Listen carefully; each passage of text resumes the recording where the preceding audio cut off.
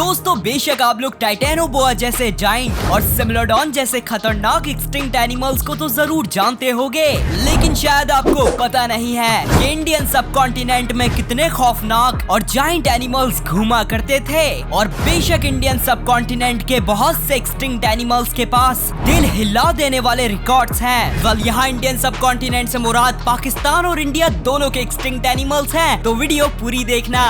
Number 7 Rajasaurus. दोस्तों T-Rex जैसे शिकारी डायनासोर्स के बारे में तो आप लोगों ने जरूर सुना होगा, और स्पाइनोसोरस जैसे खतरनाक तरीन पानी और जमीन में रहने वाले डायनासोर्स के बारे में भी। लेकिन क्या कभी आपने किसी इंडियन डायनासोर के बारे में सुना है? तो जी हाँ, मिलिए राजासोरस से, जो इंडिया के गुजरात स्टेट में आज से 72 मिलियन ईयर्स पहले अपना राज किया करते थे। वैसे ये वही टाइम है जब टीरेक्स भी modern day north America continent में घूम रहे थे। बहरहाल राजासोरस की डाइट लार्ज साइज सोरोपॉड्स में बेस्ड हुआ करती थी, खास तौर में इसी सोरस में, जो कि इंडिया और पाकिस्तान दोनों ही जगह पाए जाते थे। वैसे इन जाइंट सोरोपॉड्स का साइज 2 डबल डेकर बस के बराबर हुआ करता था, पर फिर भी राजासोरस इनका शिकार बड़ी आसानी से कर लिया करते थे। वेल राजासोरस के सर के ऊपर एक छोटा सा हॉर्न हुआ करता था, जिसका असल पर्पस तो साइंटिस्ट को आज तक सही से नहीं पता चला, लेकिन इसका एक काम फीमेल राजासोरस को अट्रैक्ट करना हो सकता होगा।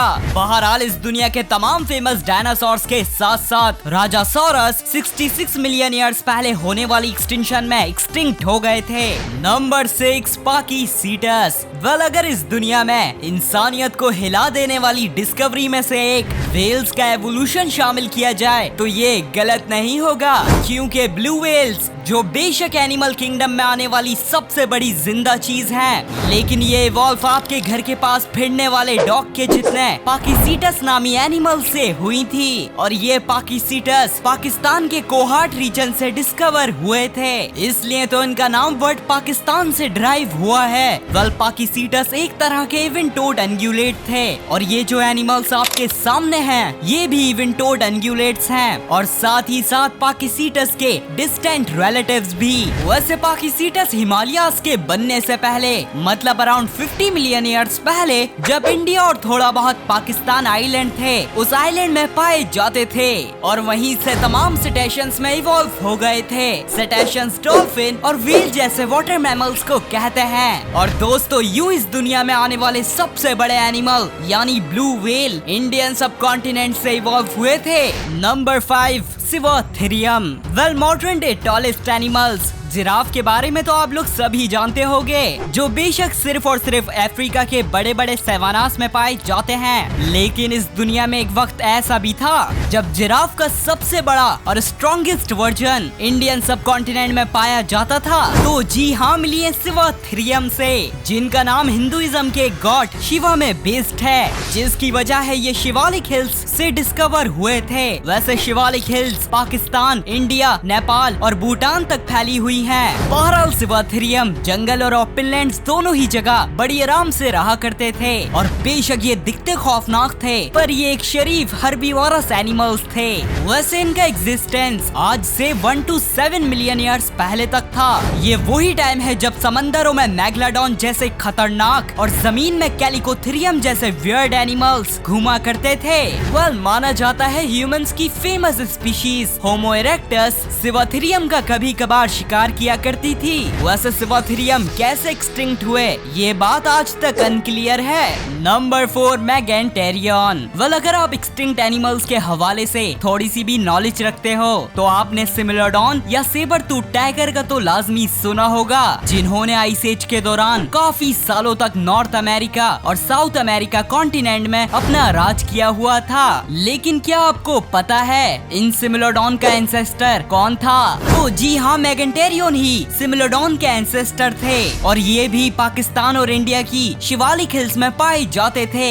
इसलिए तो मेगेंटेरियन की डाइट सिवोथेरियम और साथ ही साथ आइस एज के बहुत से बड़े बड़े मेगाफोआना में बेस्ड हुआ करती थी। वेल ये एनिमल्स को अपने शार्प क्लॉज के जरिए से आसानी से पकड़ लिया करते थे, और फिर इन्हें अपने लार्ज कैनाइन टीथ से चीर दिया करते करते थे। बहरहाल ये आज से 500,000 ईयर्स पहले एक्सटिंक्ट हो गए थे, लेकिन 2.5 मिलियन ईयर्स पहले इनकी थोड़ी बहुत पॉपुलेशन ने बेरिंग लैंड ब्रिज क्रॉस कर लिया था और बाद में हर जगह हद से ज्यादा शिकार होने की वजह से इस पॉपुलेशन ने एपेक्स प्रेडेटर बनने के लिए अपने आप को इस दुनिया में आने वाली खतरनाक तरीन कैट सिमिलोडॉन में इवॉल्व कर लिया था। नंबर 3, पैरासेराथेरियम। दोस्तों, मैंने आपको वुली राइनोसेरोस नामी राइनोस की फेमस स्पीशीज का तो काफी बार बताया है और इलास्मोथेरियम जैसे जाइंट हॉर्न्ड राइनोस के बारे में भी रिसेंट वीडियो में बताया ही था। लेकिन बेशक ये दोनों जाइंट राइनोस थे, पर फिर भी राइनोस की सबसे बड़ी स्पीशीज नहीं थे, क्योंकि ये टाइटल इंडियन सब कॉन्टिनेंट में पाए जाने वाले पैरासेराथेरियम के पास है। पर हाँ, इनके हॉर्न्स नहीं होते थे। वैसे ये पहली बार पाकिस्तान के प्रोविंस बलूचिस्तान से डिस्कवर हुए थे, इसलिए इनका दूसरा नाम बलोचीथेरियम भी है। वाल अगर आप मॉडर्न डे बलूचिस्तान को देखेंगे तो ये आपको सिर्फ एक वीरान रेगिस्तान की तरह लगेगा, लेकिन जब आज से 50 मिलियन ईयर्स पहले हिमालयाज बने थे, उस वक्त क्लाइमेट पूरी तरह से चेंज हो गया था और ज्यादा रेनफॉल की वजह से बलूचिस्तान मिलियन ऑफ ईयर्स तक अमेज़न जंगल जितना घना था। इसलिए तो पैरासेराथेरियम आराम से अपनी हर्बीवोरस डाइट मेंटेन कर लिया करते थे। साथ ही साथ इनका वेट 20 टन तक हुआ करता था, जो कि 4 अफ्रीकन एलिफेंट्स के बराबर है। वेल, ये आज से 23 मिलियन ईयर्स पहले एक्सटिंक्ट हो गए थे और इनके एक्सटिंक्ट होने की एक वजह एलिफेंट्स के रिलेटिव्स गोम्फोथेड्स बताई जाती है, जिन्होंने पैरासेराथेरियम के इलाकों में कब्जा कर लिया था। नंबर 2, पैलियोलॉक्सोडॉन नोमैडिकस। दोस्तों, आइस एज के जाइंट्स वुली मैमथ्स के बारे में तो तकरीबन हर कोई जानता है, लेकिन काफी लोग समझते हैं इनका साइज बहुत बड़ा हुआ करता था। तो मैं आपको बता दूं, woolly mammoths modern day African elephants जितने ही हुआ करते थे। वल अगर वुली मैमथ्स एलिफेंट्स की लार्जेस्ट स्पीशीज नहीं थे, तो इस दुनिया में आने वाली एलिफेंट की सबसे लार्जेस्ट स्पीशीज कौन थी? तो जी हाँ, पैलियोलॉक्सोडॉन नोमैडिकस ही लार्जेस्ट एलिफेंट्स थे, जो पूरे पाकिस्तान और इंडिया में आइस एज के ठंडे तरीन मौसम में घूमा करते थे। वेल, इनका साइज तो किसी जाइंट ट्रक जितना होता था, पर इनका वेट अराउंड 22 टन तक हुआ करता था, मतलब 314 ह्यूमंस के बराबर। बहरहाल, इनका पहला फॉसिल इंडिया के नर्मदा रिवर की साइड से मिला था और माना जाता है ये आइस एज के खत्म होने के बाद मौसम बदलने की वजह से एक्सटिंक्ट हो गए थे। वैसे पैरासेराथेरियम और पैलियोलॉक्सोडॉन नोमैडिकस ये दोनों ही एनिमल्स लार्जेस्ट मैमल्स के कंटेंडर्स हैं और काफी सोर्सेज का मानना है पैलियोलॉक्सोडॉन नोमैडिकस ज्यादा बड़े थे, जिसका मतलब इस दुनिया में आने वाले सबसे बड़े लैंड मैमल इंडियन सब कॉन्टिनेंट में ही पाए जाते थे। Number 1, Vasuki indicus. वेल, आज से कुछ महीने पहले तक इस दुनिया में सबका मानना था टाइटेनोबोआ सबसे बड़े स्नेक्स हैं, इसलिए ये बात मैंने अपनी मोस्ट फेमस वीडियो में भी बोली थी। लेकिन 2024 में ही डिस्क्राइब होने वाले वासुकी इंडिकस ने तमाम रिकॉर्ड्स तोड़कर लार्जेस्ट स्नेक का टाइटल अपने नाम कर लिया है। वेल, ये डिस्कवर तो इंडिया के गुजरात स्टेट से 2005 में ही हो गए थे, लेकिन इन्हें जाइंट क्रोकोडाइल कहकर इग्नोर कर दिया गया था।